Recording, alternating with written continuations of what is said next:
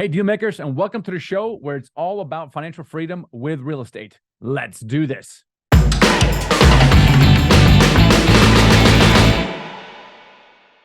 So a recent Wall Street Journal article reports on a multifamily operator who lost 3,200 units in Houston to foreclosure. So is this a sign for more calamity to come? Are we headed for a flood of foreclosures? Like, what's going on? So in this solo episode, I'm going to kind of delve into what's going on with this particular case in the market in general. And I'm going to speak to you if you're both a GP, a general partner, or you want to be a general partner, an active investor, an entrepreneur, or if you are or want to be an LP, a limited partner who wants to invest passively in these syndications.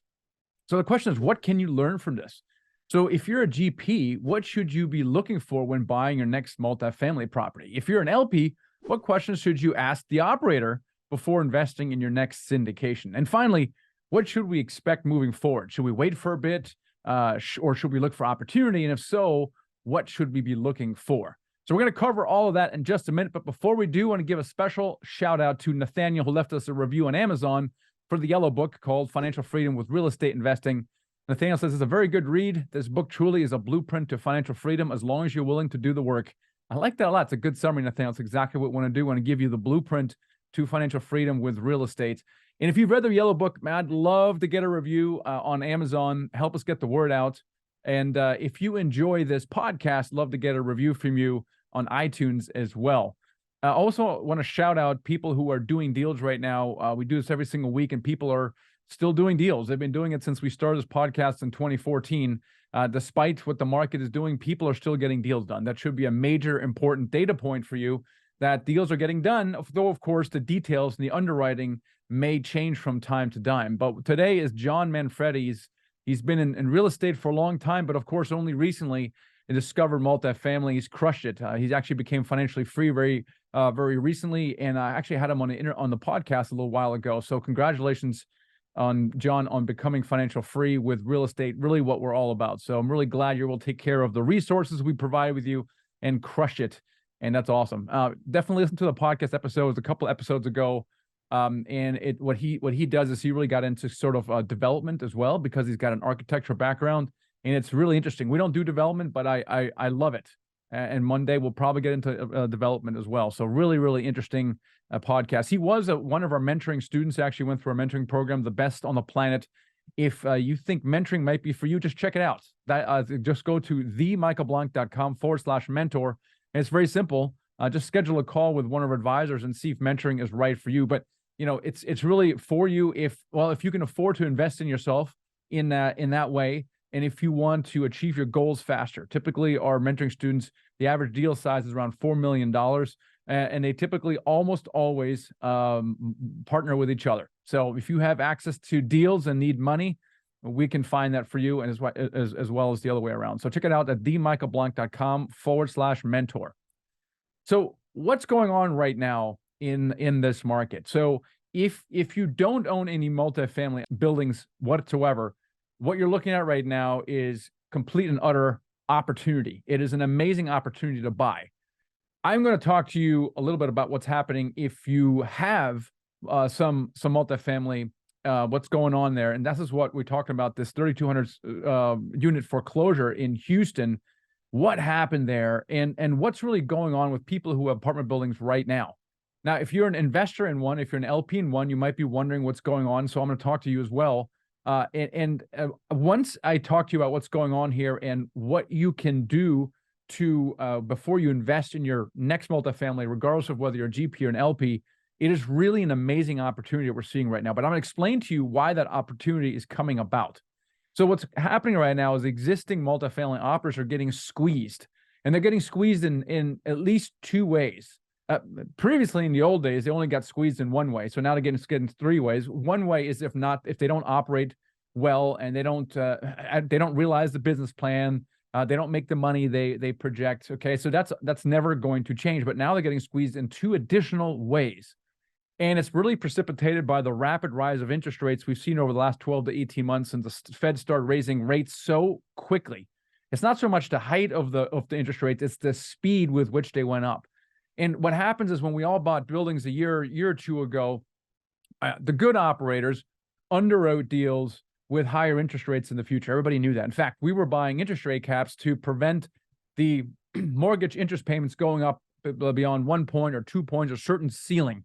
And then we underwrote the deals using that ceiling, and everything worked just fine. Not everybody did that, though, right? And so what happened now over the last 12 to 18 months is the interest rates have gone so high that it squeezed out any remaining cash flow in these deals. And so this is when, if you're an LP, some of the distributions you received may have slowed or even stopped entirely because of this thing. So interest rates goes up, it takes the cash, it reduces the cash flow. If the good operators have gotten interest rate caps, then the exposure to that interest rate hike was limited. Still, it has an impact on distributions. So that's number one. So if you're already operating in the red or minimal cash flow, this rise in interest rates really squeezes out the remaining cash flow and may cause the what I call not so good operators, or NSGOs, the not so good operators, to now operate in the red. That's a major problem caused by these interest rates, and this presents an opportunity to find deals that are operating in the red, that are losing money, where the operator needs to get out. So that's number two. There's a third component of that, which is sort of related, but not really. And those are these interest rate caps. It's, imagine buying an insurance, and that insurance costs, let's say, $30,000 per year. Okay. And then when the insurance is up for renewal, all of a sudden you find out that same insurance policy that you bought, that you thought was a good idea for the deal, now costs $800,000. Okay. This is what happened to these interest rate caps that we bought a year or two ago for what we thought was a lot of money. Now these things are expiring. They're starting to expire now. They'll expire over the next 12 to 18 months, these interest rate caps, and they have to be renewed at vastly higher cost than anyone could have understood or predicted or underwritten back then. The problem with that is it creates real problems. So you don't normally have $800,000 laying around. And if you do have it laying around, it's probably coming out of your construction budget. If you take the money out of the construction budget, okay, now you can't execute the business plan. You need to renovate the property so you can raise the rents, so you can realize your business plan. Now, not having that money now hurts that business plan. A lot of operators have depleted their construction budget, or maybe didn't have a really good construction budget, and now they can't renew that interest rate cap.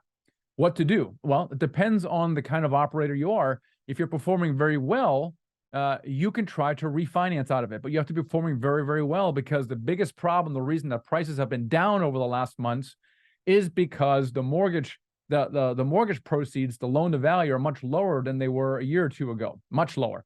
And that is because lenders are perceiving this environment as a high risk environment. And so they're lowering their LTV, the loan to values, and they won't lend as much. So trying to refinance right now is very difficult, unless you're crushing your numbers. If you're crushing your numbers, you can refinance. Now, if you're not crushing your numbers, you can't refinance. You can't get enough loan proceeds from an agency loan, for example, to repay the old bridge loan that we had. And so that's a problem. What are you going to do, right? So you can sell, but now you're selling at a major loss. You can't refinance. So what can you really do? Well, these owners in Houston decided to return the keys back to the bank, which is an option, but there's many things that as we'll discover, they could have done to prevent that from happening. An utter loss, 100% loss of investor capital was very preventable. Along the way, they didn't do that, right? So this on the other hand now gives us opportunity to pick up these deals for pennies on the dollar. We're already starting to see it right now. We had a peer of ours pick one up about a month ago, where the interest rate cap was coming up, and the owners did not feel like they could do a capital call from their investors to get additional capital to extend the interest rate cap, and so they picked it up for about 50 cents on the dollar. An amazing opportunity, and it kind of course was off market. I think what's going to happen moving forward is that we're going to get a lot of off market deals in exactly the same way. Operators who are in trouble will call the brokers or will call other operators to try to get them out. And what we're seeing now is there's many operators that I call in the NSGO category, not so good operators, and they are not taking action right now. They think that through some magic bullets, the market will fix itself and they can ride this out. I think it's a major mistake. It's possible that these guys in Houston thought the same thing, and it came very, very quickly. So I think there's going to be a lot of opportunity to buy. But let's talk about some of those things. The question really is, well, gosh, how could people have prevented from investing with these operators in Houston where they lost 100% of the capital, which is really, really bad. Because situations like this are always teachable moments. So what I want to talk to you about next is really the questions to ask, the critical questions to ask, and what to look for before investing in your next multifamily syndication, either as an LP or a GP. These questions really are the same, the two sides of the same coin. So I want to speak to you both as a GP and an LP, but the issue is exactly the same. The question to ask is exactly the same. All right, so here are the top questions to ask before investing in your next multifamily deal. Question number one: what kind of debt are you using? If you're the GP, and if you're the LP, then ask the question to the operator: what kind of debt are you using? And you want to know that because it needs to match the kind of business plan that is being proposed. So here's what I mean. Let's say the business plan calls for holding the asset for 10 years. Then a 10 or 12-year fixed term loan is fantastic. On the other hand, if like we do a lot of value add deals, and the plan is to improve the property very significantly, a value add deal, and really the best place to refinance in, say, 3 years, then a 10-year loan is not going to be good because of the prepayment penalties. This is also why so many operators, including us, did bridge loans, because we're buying more distressed assets. Distressed assets means anything that's occupied under 90%, you need to get some kind of bridge loan. Now, we got interest rate caps on that as well. But if I'm doing a 3-year of value add and I want to basically refinance, and I'm not going to get a 10-year loan because the prepayment penalties are going to be so high that you can't refinance or sell. And we still, in the early days, we were very proud of ourselves. Like, we had locked in super low interest for 12 years, right? But then the markets went up so much and we couldn't sell the daggone thing. We had millions of dollars in prepayment penalties, and we just couldn't make the numbers where we could never sell. We still have the asset. We're waiting for those prepayment penalties to burn off. And so that's awful. So really look at the debt. And of course, if you're using a bridge loan, then make sure that the operator, or if you're the operator yourself, make sure you're purchasing an interest rate cap. Now you could say, well, gosh, how higher can interest rates go? I don't know. But I don't know if you can defend buying a bridge loan right now without buying an interest rate cap. I would work the interest rate cap into the deal, right? So we just closed the deal about 2 months ago. We paid $2.2 million for a 4-year interest rate cap, right? And our goal is to refinance after 3 years. And that's very, very expensive. And you could argue, my gosh, why buy an interest rate cap when there's no way the interest rate's going up higher than 2%? You have a good point. But who am I going to speculate on that? If I can make the deal work, then I'm going to do it all day long because it's more conservative that way. So question number one is, what kind of debt am I going to use, and does that match the business plan?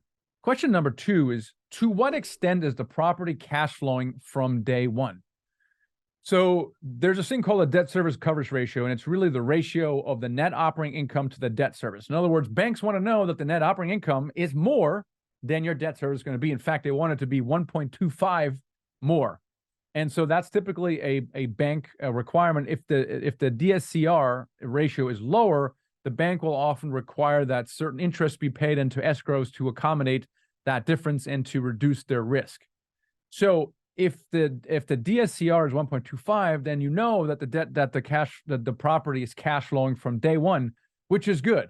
If it's not cash flowing from day one, it's not the end of the world. It just raises the risk level, right? It's not the same as a multifamily syndication where the cash flow is already positive from day one. So just realize that you're looking for a risk-adjusted return right now, and just know that one multifamily syndication deal is not created equal. There's different variables, right? Obviously, getting a bridge loan and doing a heavy value add deal is riskier than buying a stable asset at 90% and using a Fannie or Freddie Mac loan. Same thing here, right? If the property is cash flowing from day one, that's more conservative, less risky than one that's not. But it's a very important question to ask. Question number three: are there enough reserves? Now, Apple's Way, this is the company that bought this Houston property. It's called Apple's Way. They bought this thing in December of 2021, very end of 21. 6 months later, the pool has been reported, according to these articles that you can find. You can just Google 3,200 unit foreclosure Houston, and there's several of them out there. Wall Street Journal has a few as well. But it appears that about 6 months later, the pool had turned green, trash was piling up, and the Houston mayor threatened legal action against them. Now, how did all of these things happen so quickly, 6 months into a deal? Like, obviously, I'm not privy to the details, But it seems to me that they start running out of money within just a few months of their purchase. Now, how in the world is this possible? This is only possible if they didn't have enough cash reserves at purchase. Now, our rule of thumb, when you're purchasing multifamily properties, you should have at least $1,000 per unit in reserves when you buy the property, right? So, 50 units now is you're having, you have $1,000 per unit. So the point is they did not have the cash reserves in place to ride something out. The reason you do it is for kind of things that you don't foresee. So you want to have cash reserves when you go into at closing. And then what you want to do is you want to hold back a cash reserve as you're operating. Again, for emergencies, unforeseens. And our rule of thumb is $250 per unit per year, what we call replacement reserves. And that is basically to build up your cash reserves for emergencies. Now, obviously, if I have to raise more money for cash reserves, that reduces my reduces my purchase price, right? I can't pay as much as the next syndicator who's not doing that.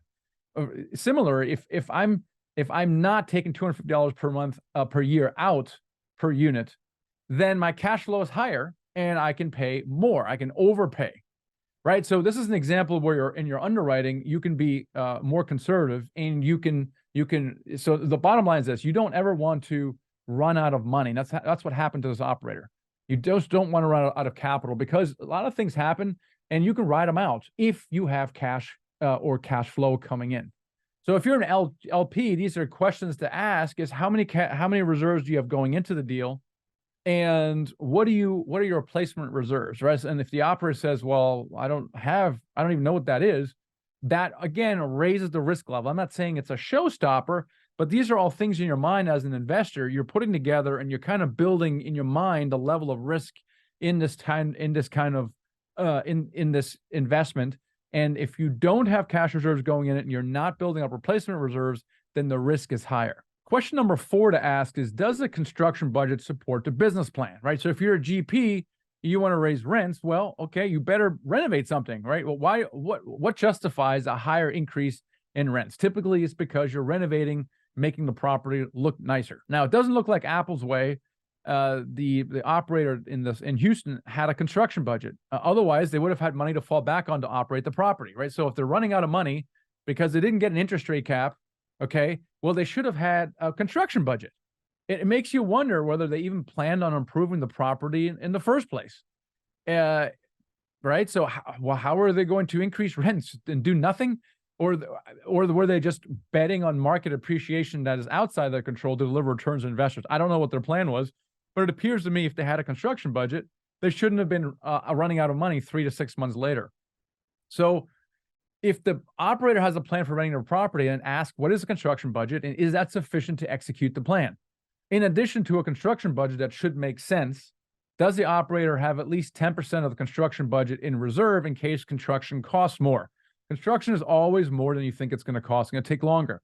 It's always a good measure. If you have $1 million construction budget from your general contractor and or your property manager, well, then gosh, add 10% on top of that for good measure. It's just a good practice. Question number 5 is, how conservative are the underwriting assumptions?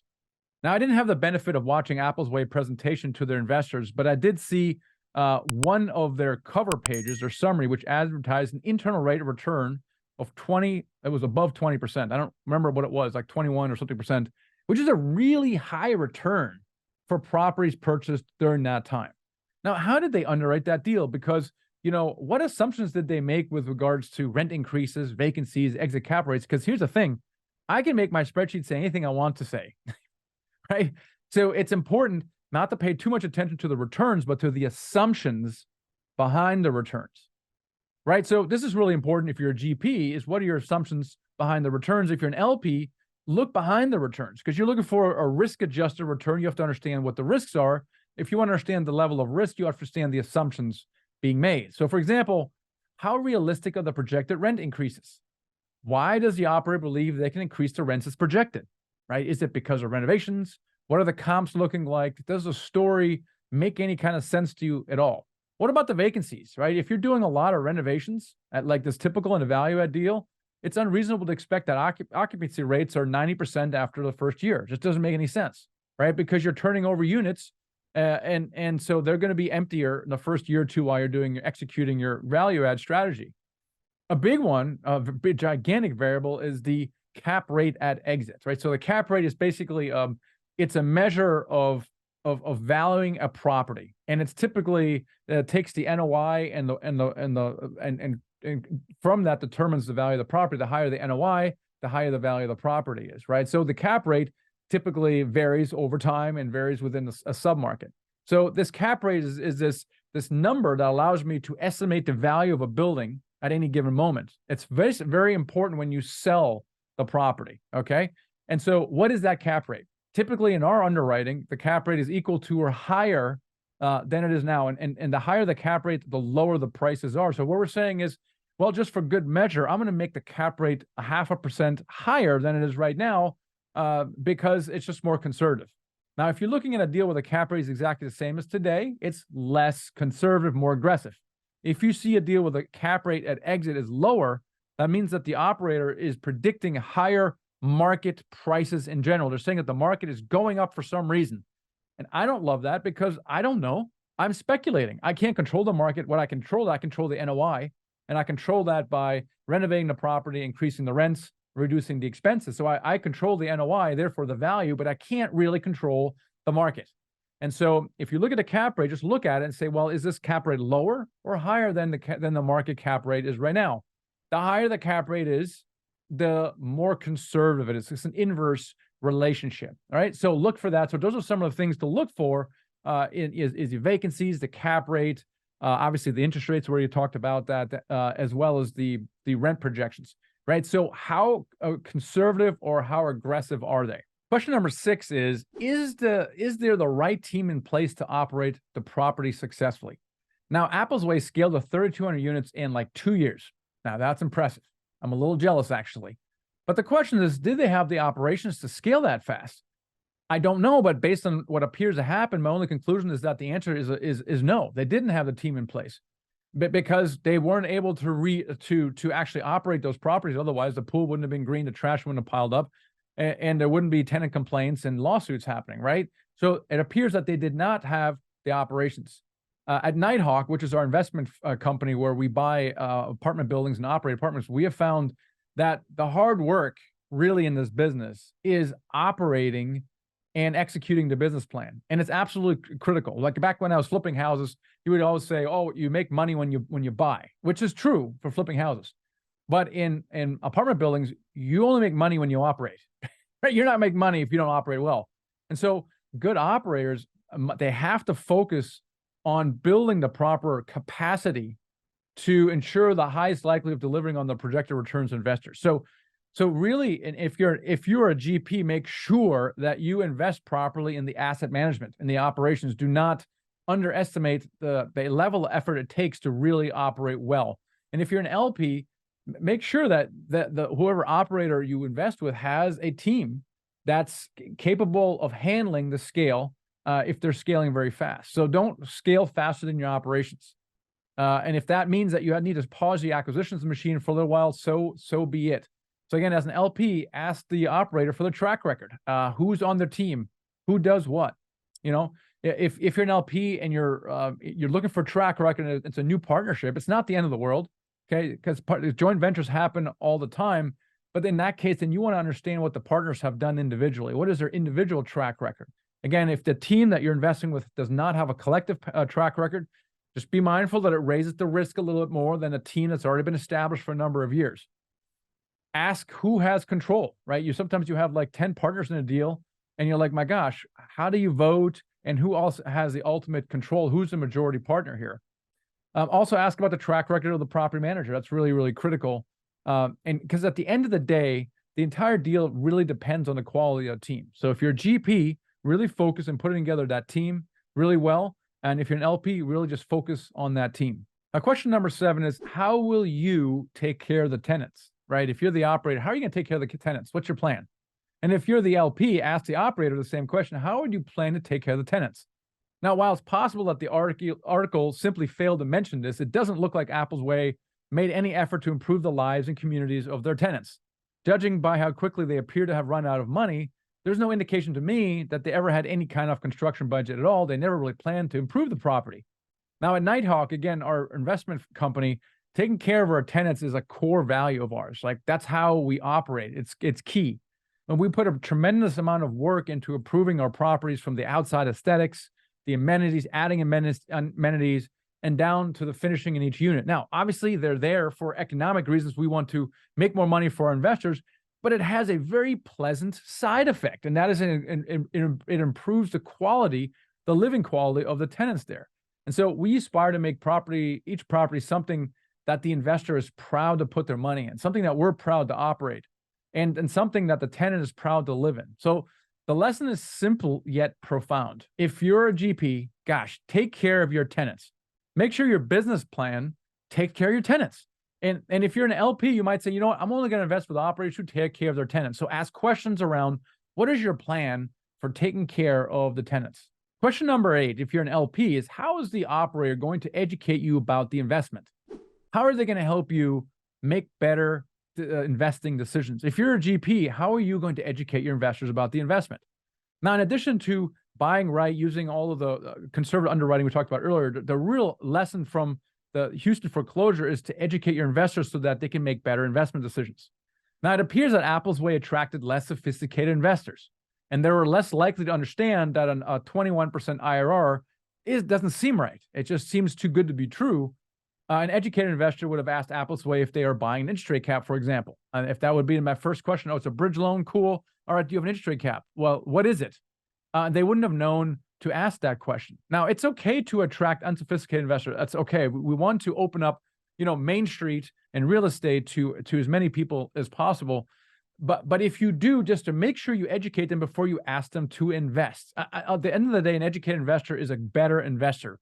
And also, at the same time, I think it's really important as a GP that you give your investors insight into your underwriting assumptions. I don't know if Apple's Way did that, but we always do it because we want to highlight where we're conservative, right? So if we're not showing a 21% IRR and ours are only 14.5%, the reason is because we're putting our deals in a particular risk-adjusted return category, okay? And we want to be maybe on the lower end. And so we want to show them why that is. Why is the return lower than some ground-up development? And so we're going to highlight those assumptions. But it's really important, especially if you're an LP, to ask questions about these critical underwriting assumptions. To me, if I'm a GP, I want to highlight these assumptions, and I want to do the selling points of the deal about why ours are conservative. Also, in this environment, investors really are more concerned about the risk. They're really concerned more about the loss of capital, not so much on the return. So I think it's going to be easier for you to raise money if you actually highlight the risk. If you say, look, there's some risk involved here. The risk could be that it's going to take us longer to turn the units. But the way we're mitigating that, we have a really, really experienced general contractor we've been working with. Right? Another risk could be X, Y, and Z, but we're mitigating it like that. Now you're being honest about the risk, but you're also showing your investors that you know what the risks are and what you're doing to manage them as well. Now, our investment company, Nighthawk Equity, spends an enormous amount of time and money creating educational content for potential investors every single week. And this podcast is certainly an example of that as well. Now, I brought up Nighthawk a few times here. If you're listening to this here, a limited partner, or you're interested in alternative investments in real estate, we'd love to have a conversation with you. So just head on over to nighthawkequity.com and you can schedule a call with us on that website. We'd like to get to know you a little better and see which one of our opportunities might be a right fit for you. And then, we're going to answer your questions, educate you about this alternative investment class, which I think is just the best there is in the world, far better than stocks. Obviously, crypto and a bunch of other things are out there. Multifamily syndications are still the best investment vehicle. Would love to share that with you. So head on over to nighthawkequity.com and set up a call with you as well. So really the question is how willing, back to education here, how willing is the operator to answer your questions? Now, do they welcome your questions or are they annoyed by them? So to me, it should be a red flag if an operator is unwilling to answer your questions or they feel annoyed by you asking them questions. Question number 9 is how well does the operator communicate? That's really directed at the LPs, but it's really something that's critical as a GP. You've got to operate well with your investors.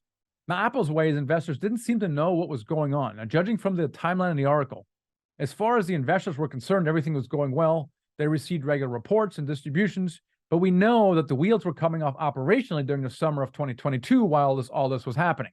So obviously things were not all great, but it seemed to the investors everything was great. Then all of a sudden, February of 23, about a year afterwards, Apple's Way asked the investors for more money. It's known as a capital call. And that blindsided the investors. Like, what are you talking about? We've gotten distributions, and now you're asking us for money? What's going on? And 2 months later, the lender foreclosed on the property. Now, if you're a GP, the lesson is to always communicate with your investors, especially when things are not going well. Now, it's not a pleasant thing to do. Okay, it really isn't. No one wants to communicate with investors if things aren't going as planned. But the one thing I've learned over the many years, and that doesn't include just multifamily and single family housing, but also restaurants, is that investors never want to be surprised. They don't want to be blindsided, right? They want to know what's going on. If you want to continue receiving their trust, you'll tell them what's going on, even if it's an unpleasant news. At Nighthawk, we strive to be candid with our investors and treat them as true partners. And again, this is something that's really hard to do because you always want to put on an optimistic tone of voice, but sometimes you just got to be honest with investors. Not every deal is going to go according to plan. And so we communicate our property's performance with our investors, both through financial reports and narrative. The first 90 days after we close on a deal, we actually have live webinars. And then we want to be available to our investors in real time. So if you're an LP, ask yourself this: how well has the operator communicated with you since you contacted them? How frequently do they plan to communicate with you once the deal closes? You can ask them. And then how accessible do they appear to be if you want to talk to them anytime, really? So if an operator is communicating poorly with you when times are good, how do you think they're going to communicate with you when things aren't going so well? Right? So only invest with operators who communicate well and are always accessible when you have questions. So there you have the 9 questions you should ask before investing in your next multifamily syndications. And if you're a GP or LP, then this 3,200 unit foreclosure should remind all of us to ask the right questions before investing in the next syndication. Now, this has always been the case. This is really nothing new, but it is a really important reminder now than ever before, is to really ask these kind of questions before you get into a deal. Now, one thing I want to end by saying is that there's a lot of fear right now in the market. I've talked to a lot of people, both prospective GPs and prospective LPs, or even people that have invested previously who are now on the sidelines. But they're both on the sidelines waiting to see what's going to come. Okay, I think this is a major mistake. What's coming is nothing but opportunity. And let me explain to you why I'm saying that. Number one, we're going to get opportunity. We're already starting to get discounted deals coming. That's an opportunity itself. But deals are already about 15-20% down from March of last year, where the high point of the market. And that's simply for the reason I mentioned earlier, which is the lending environment is really hard right now. Lenders have pulled back, and the loan to values, the loan proceeds have gone down. Therefore, if you can borrow less, then prices are going down. And so as a result, sales volume is down because sellers still have expectations from last year, and buyers said, hey, the market has changed.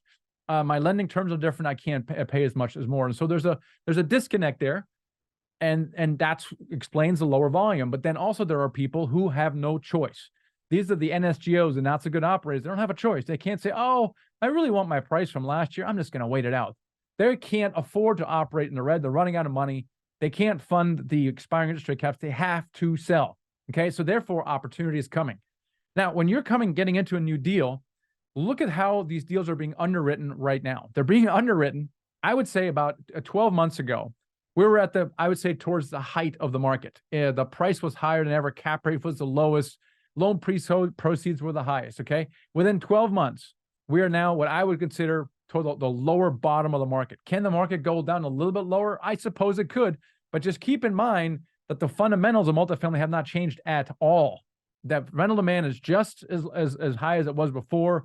We're not building any more affordable housing, so the fundamentals are just as high as they were before, right? So it's really the lending environment that has changed. And so you have to recognize that the stuff that's being bought right now is being bought towards the very lower end of the market. Now, normally these market cycles take like 5 to 7 years. They take slow.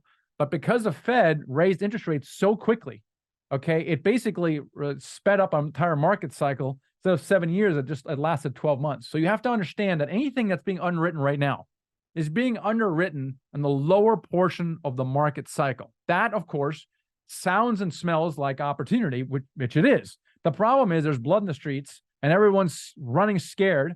And so now no one is investing, even though they should. That's when Warren Buffett invests, right? He invests when fear is at the highest. That's when he backs up the truck. Okay. And when greed is everywhere, he backs away. Now, we had a greed about 12 months ago, okay, in March of 2022, the height of the market, and now it has swung to the other side. So it is now really the time not to retrench and to wait. It is now time to ask the question, how can I get involved? And how can I get involved as much as I possibly can?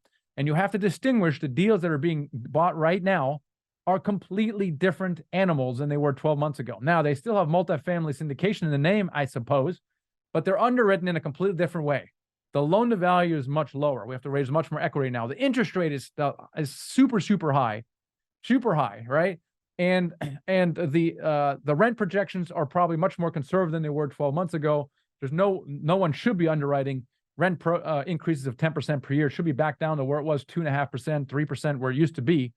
So the underwriting assumptions are much different than they were 12 months ago. So if you're a GP right now, you're like, oh, I should wait and see what happens. Don't do that. It is now time to get your education, right? This is why I shouted out the mentoring program earlier at the michaelblank.com/mentor. Just schedule a call and see how we can help you get into this game now.